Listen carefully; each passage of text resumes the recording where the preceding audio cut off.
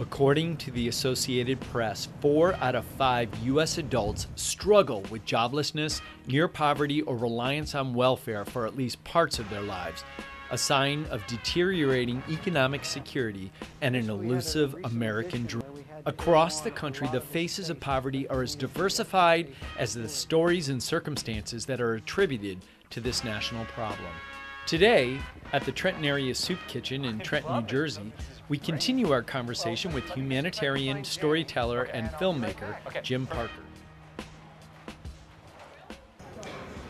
Known in the community as Task, this place has changed the lives of many because it is so much more than a soup kitchen. It's a place of encouragement, a place of opportunity, of sustenance, of love. It's a place where stomachs are filled, where hope is nurtured, and where hearts are healed. My name is Eric Anzalone, and this is What Matters Most.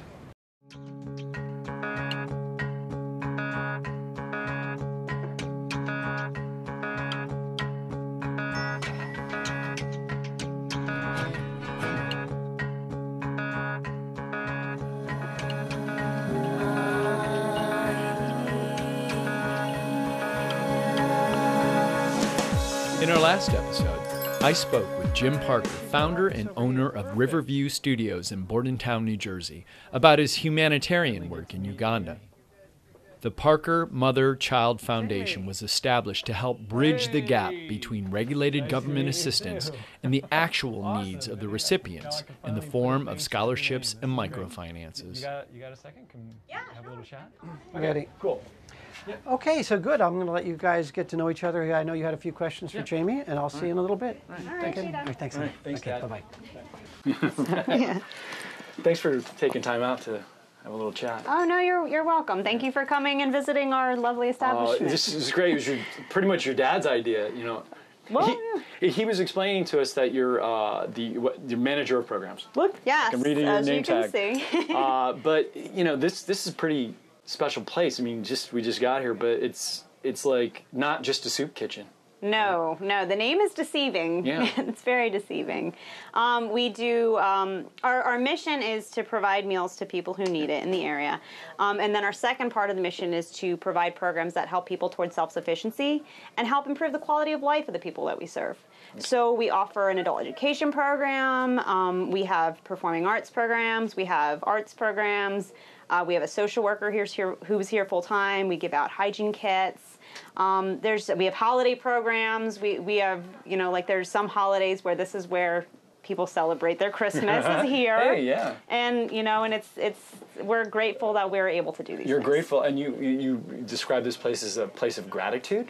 Yeah, and that's one of the things that's really interesting about this place is that you meet people who are in tough situations. Like there are people who describe what they're going through, and I don't know how they're doing it. Mm-hmm. And when you ask them how they're doing, they tell you, I'm blessed. And it's just something that is really moving. So anytime I feel like I'm having a bad day, I just look out there and I say, you know what, I'm blessed. What's the most significant contribution your father's made to Task? I think, well, the sheer fact that the soup kitchen, it's great because people know what we do, kind of. They know part of what we do, but they don't know the rest of it. And my dad's videos have been able to show the world what we do beyond just the meals, because it's a deceiving name, and some people don't realize all the services we provide. And when he makes the videos that kind of talk about Task, the audience will see it and they'll be like, oh my God, I didn't realize that all these things happen. And it's possible because he shows you. So how has your father influenced you? Well, I think that he's really good at seeing the best in people. And I think I picked up a lot of that, sometimes to a fault. You know, when you give so much and for nothing, that there are people out there that will take advantage of you. So you do have to know when someone's crossing that line. Right, and one of the biggest things, too, is not necessarily for, you know, to protect yourself, but more so there's a line between empowering and enabling, and you want to empower people and you want them to be able to do it themselves. And some people need more hand-holding than others, but it's a matter of, to be the most helpful person you can be. Like, if I really want to help this person, I should empower them. I shouldn't enable them. So if they're engaging in a behavior that's destructive, I need to know where the line is, where it's like, you know what, you're not helping yourself by doing this. I need to do something that maybe it doesn't look as kind, but if it's going to help you be able to help yourself, that's a better action for me to take. You've got a really big fan in your father. When we talked to him about, you know, his humanitarianism, he actually said that you were a big part of his inspiration. How does that make you feel? I'm honored. Yeah. I'm honored. It's really touching. Were you exposed to this maybe through your work of your father's, or how did you stumble upon Task? Actually, I was in the AmeriCorps program in college, where I was, after I signed up, you know, I applied for college, and I'm the first week of orientation, my mom sees a flyer that says, do you need money and do you like to do community service? And my mom's like, you're signing up for that. So I did, and it was great. And the choices of sites were, there was a couple choices. And actually, the interesting thing was Task was my last choice, because I think, well, I want to work with kids. But this was the only one that worked with my schedule. And I got here, I just fell in love with the place, and I'm glad that I had to come here, that it was, you know, even though I didn't want to, I'm really happy. What's the biggest reward you get from Task? I love being here. I love being with these folks. This is like, sometimes I wake up, I'm like, I can't believe I'm getting paid to be here and to do these things, because it's so much fun. And it's so nice to spend time with people who are happy to be alive. Is this somewhere where you thought you could have ended up, or? Well, I mean, when I was in high school, I really wanted to be a punk rock star, or on Broadway. Like, those are my two things that I wanted. Wait, hey, you know what? It's never too late. Yeah, no, you know. It's not. So actually, well, the Share Project is working on a play. What we're going to do is we're going to take memoirs and experiences that each person has lived. We're going to make that into a script, and I think it's going to be awesome. The name of our show is What Matters Most, and we like to ask everyone, what matters most to you? What's the legacy that you'd like to leave behind? That's a good question. I think that I would like to leave behind the legacy that I was able to help people recognize the power in themselves.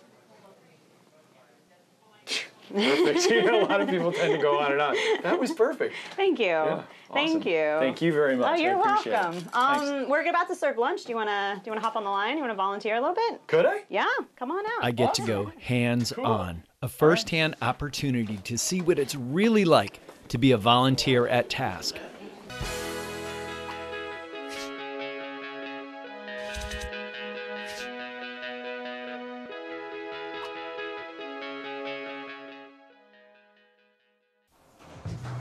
The quality and nutritional value of the food is astonishing.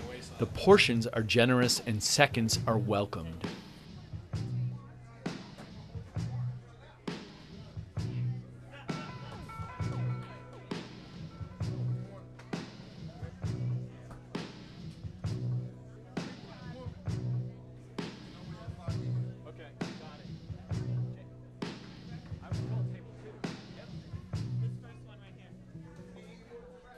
I met Sonny during my visit to Task, and he shared some candid moments with me. Now this is what it's all about. There is nothing more human than friendly conversation over a wonderful meal. Next, I met with Jay, the PR rep for Task, and my admiration for Jim Parker grew even more. One of Jim's videos raised over $20,000 to support the kitchen. Yeah, I'm the Community Relations and Development Coordinator of the Soup Kitchen. I do all the fundraising aspects of the program, and then I also do a little bit of the public relations side, which is donor relations. I do a lot of the social media stuff. So it's basically, I'm the public relations associate of the Soup Kitchen. It's really fun. Yeah, had you had experience before you came here? Well, doing it? Not really. With college, I was a communications major, but other than that, I worked at Blockbuster before I got here. I signed up through an AmeriCorps internship, and I've been here for 5 years. It's been a great time. What's your relationship to Jim Parker? I would consider Jim a friend, but he is a board member. He's one of our board of trustees members, and I mean, through all of our working together, he's been pretty big with as far as the social media aspect of everything, supplying us with videos and everything like that. He's been huge. I mean, what do you think makes, because this place is so much more than a soup kitchen. What do you think makes this place so special? Definitely the people. I would say the people. It might sound cliche, but it's never a dull day. And it goes from the people as far as our patrons to the board of trustees. You know, everybody has a huge role. They play a huge role in this organization. You know, the patrons, they come in because they want to learn. They need help, and we have the means to reach out and help them. So it's mostly the people who come in here. It's spectacular.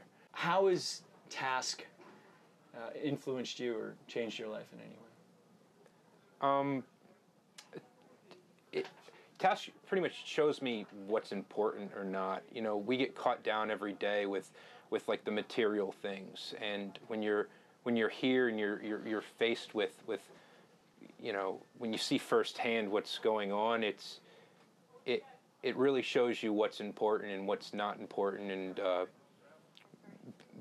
basically what you should try to live for. You know, your friends, your family, and what you have control over. It's not about the material things at all. So it's humbling. I mean, you have to have a lot of energy to work here, and what's really cool is, like I said, there's never a dull day. Every day you can do something different. If I wanted to, I can go out there and tutor somebody, feed a meal if I wanted to, but I'm in an office trying to raise money, and it's thanks to all these nice people in the community that we're able to be here. It's really nice. Cool. Can you tell us a little bit about Jim's contributions to the soup kitchen? This past December, November, the giving season, basically what we did was Jim put together this video, and we released our first kind of our annual appeal, kind of ask for donations, and we got a lot of the people around the soup kitchen to get on camera with a lot of the patrons there, and they just basically said what the soup kitchen, how it's affected their lives and what it's done for them. And we got an overwhelming response from the video. We raised, I think it was in close to $20,000 from the video, and all that money went back to the programs. It went back to feeding people. It went back to offering programs of self-sufficiency and improving quality of life. And without his contributions and just his generosity doing that, I don't know. We couldn't hit the video world at all. You may have just answered this, but how has Jim inspired you? Well, Jim's inspired me, but it's mostly encouraged. He's showed me that I can have a crazy idea and maybe we can make it work, and we can help a lot of people in the process. Like I said, he doesn't say no. He's the first one to ask if you need anything, if you need any help, and just having people like that in your life, having people like that on your team, that's pretty valuable. What matters most to you? What's the legacy that you would like to leave behind, your footprint? Really, it's not so much about me at this point. I'm young, I know that, but it's never about me, and I just want to let everybody know out there what matters most is your fellow neighbor. It's important. You hear that? And you know what, dude? You're doing it already. So don't worry, you got that covered. Cool. Man. Thank you so much for taking time out. Thanks a lot. Yeah. Awesome. Oh, can I wait a second? Yeah. Yeah, hello? Oh, is she? Oh, okay, hold on 1 second. All right, yeah, keep her here. All right, great. All right, thanks. Bye. Bonus. Hey. Tracy Deterbaugh, the president of the board, was at Task the day I visited. Tracy has known and worked with Jim for many years on the Trenton Area Soup Kitchen board.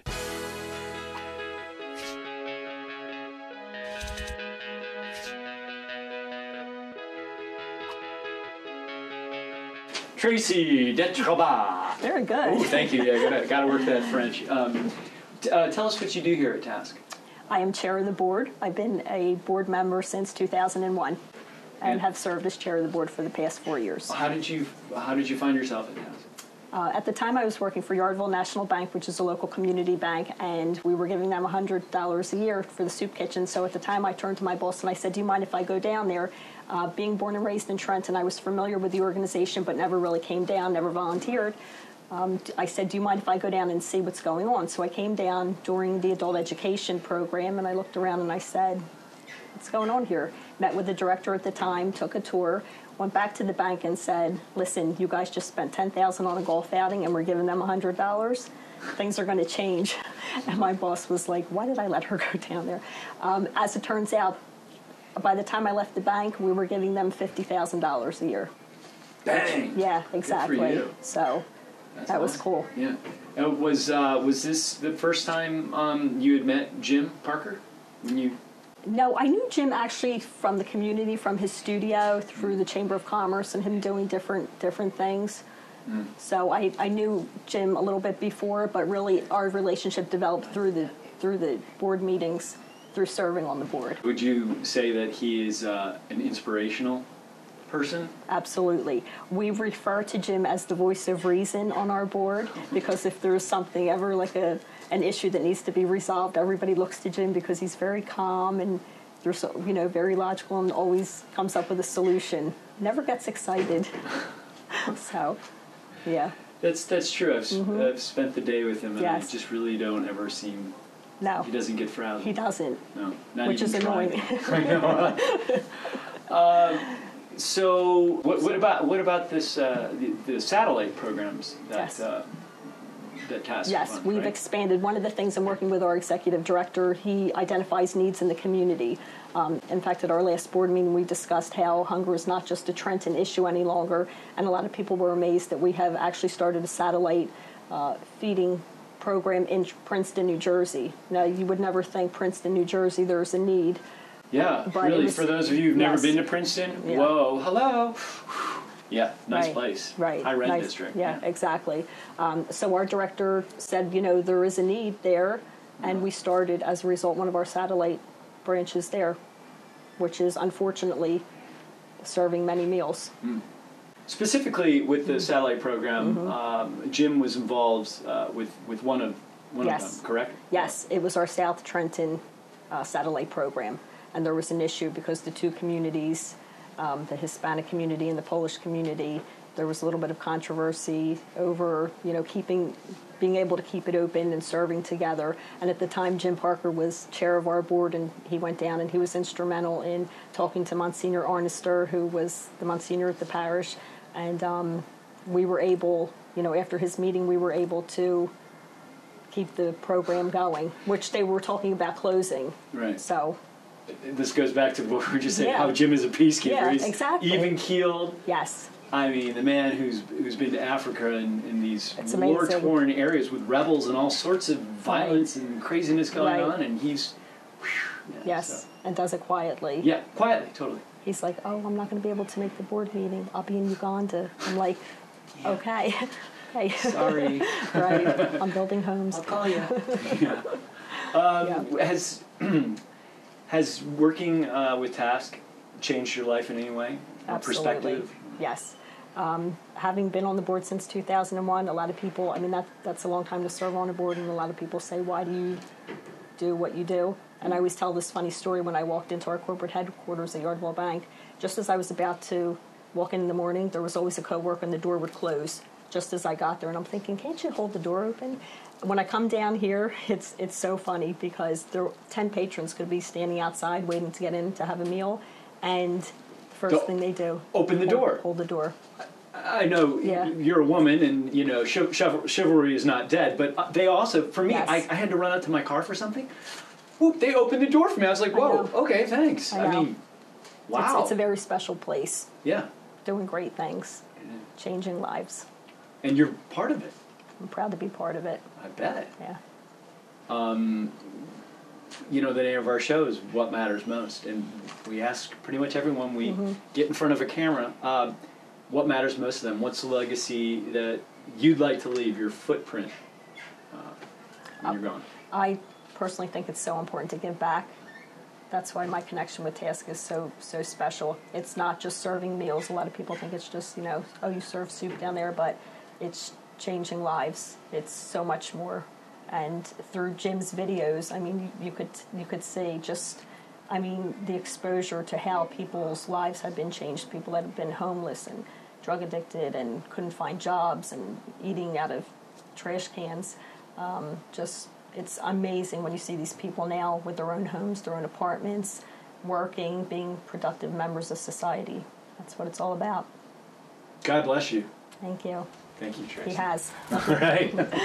Beautiful. Don't let the tableware and cutlery fool you. A feast fit for a king.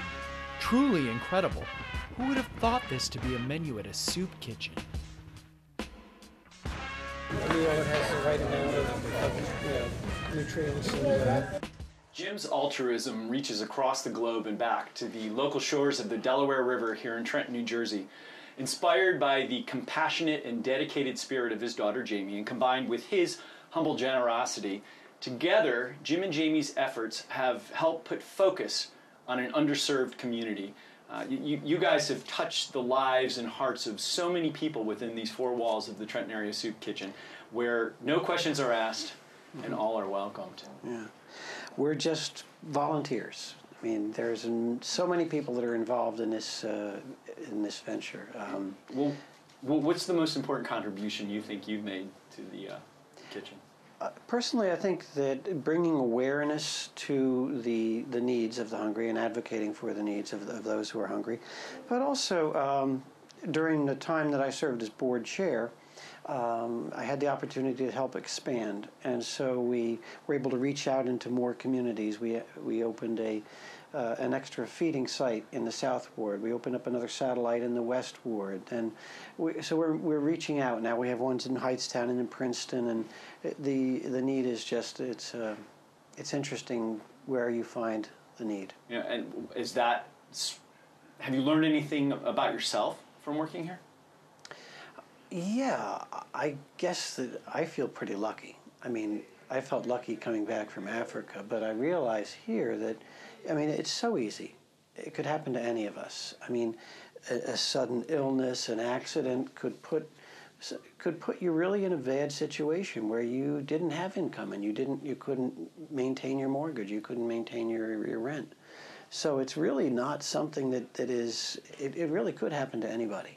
Yeah, I mean, I think we talked about this a little bit in the first episode with you. Yeah. You know, you're right. You saw, poverty and hunger and lack of education and everything over there in Africa, but people forget that here in the United States, we have that. And this is a state here in the capital city of New Jersey, which actually was once the capital of the United States for a brief period of time. You find this, Yeah. It's interesting, and the need, the people that come into the soup kitchen, the patrons, are generally very appreciative. This is the safety net. Mm-hmm. This is what we have to offer here to people who are homeless, people who have no place to go. We have the rescue mission. People who have not enough to eat. We have the soup kitchen. So there are organizations here to serve those who are in need, the food bank. But the need is growing. More and more people are underemployed, or they don't, try and pay rent on a minimum wage job. You can't do it. You can't do it. 2 minimum wage jobs, you can't still afford the rent. You might have to have each person in a family, two people, each of them might have to have more than one job just to be able to make ends meet. Yeah, and you mentioned family. And again, I don't think a lot of people probably, when they think of soup kitchen, they just picture bums and homeless people, that you see on the street. But this is a real family place. When we got here, there was a family, kids. There are many hungry children in this world, or in this country. Sure. And one of the things, you would be surprised how many children go to school without having breakfast and without having a meal. So one of the things that we're doing at the Soup Kitchen is we're helping to reach out with a backpack program. We're helping to reach out into the schools and send certain children, certain families have been identified as having a need. We'll send them home at the end of the week with food for the weekend. and it goes in a backpack so that, you know, it's not something that everybody needs to know. Right, not everyone doesn't have to know it, because kids would, yeah, I could see how that could, they could get picked on if somebody knew. That's wonderful. That's truly. But when you think about it, I mean, we do so much more here. The adult education program, the arts program, and we're surrounded by artwork here. The music project, the SHARE project, which is music and performing arts, all of these things help to bring self-esteem and create awareness in the community. Now, if you could describe the Soup Kitchen in one word, what would you say?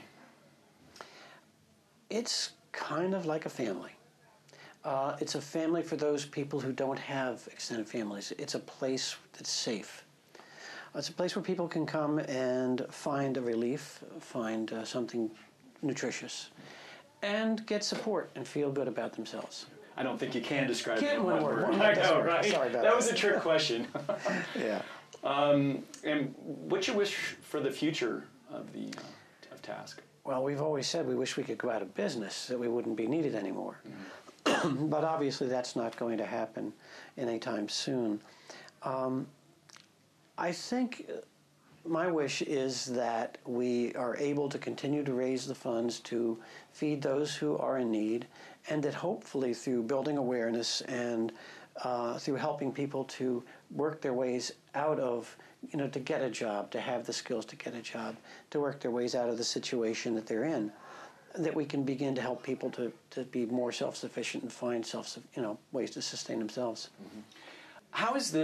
How has TASK changed your life? Wow. I think that the biggest impact it's had on my life is through the people that I've met and the people I've had an opportunity to work with, both as volunteers and as members of the Board of Trustees. I've met, and as people who are patrons, I've met some amazing people who have taught me things, people that have helped me to grow as a person, and I realize how fortunate I am. So I think inherently, by nature, we as humans, you know, our first thought is, you know, what's in it for me? And my experiences, I think, have helped me to focus on the fact that it's not so much what's in it for me. It's that we're part of a community, and it's what's in it for us. And how can I be a better advocate? How can I be a better human being? Now, we didn't ask you this at the end of our first show with you, but the name of our show is What Matters Most. And with all of our guests, we like to close with by asking, you know, what do you want to leave as your legacy, as your footprint to inspire a better tomorrow? What matters most to you about the future? That's a tough one. I'd like to feel that I've done all that I can to share my talents and to leave the world a little better than, you know, the place that I lived a little better than when I arrived. So I think if we all did that, if each of us tried to leave the place that we are a little better off, we'd have a better world. Well said. Jim, thank you so much for everything, for back at the studio and here, bringing us over here. It's been a real pleasure. No, pleasure's mine. Thanks. Jim Parker, a man who believes in providing opportunities and hope to mothers and children, who believes in building bridges, communities, futures, and lastly, a man who believes that the key to peace lies in friendship, education, and in the existence of hope. Jim, a man like you truly reminds us all it's the simple things in life that matter most. Namaste. Don't even try to follow me. I don't lead, I've been led. I keep my mind on the positive books that I've read. Sometimes misleading things get forced into my mind, but as long as I keep the focus, I should never go blind. I'm fighting every day on a regular basis. I can't seem to win, the enemy is evasive. Help me if you can, I feel I'm losing ground. And if you think you cannot help me, I don't want you around. Cause I'm flat on my back, pinned against the wall. Stand back, everyone, I'm about to take a fall. Now down I go again, but not for the count. And that I'm sure there isn't a doubt. Perseverance is essential, determination is a must. In order to meet this challenge in myself, I must fully trust. I am denied victory to denies. Thank you for letting me recite. Okay? Okay.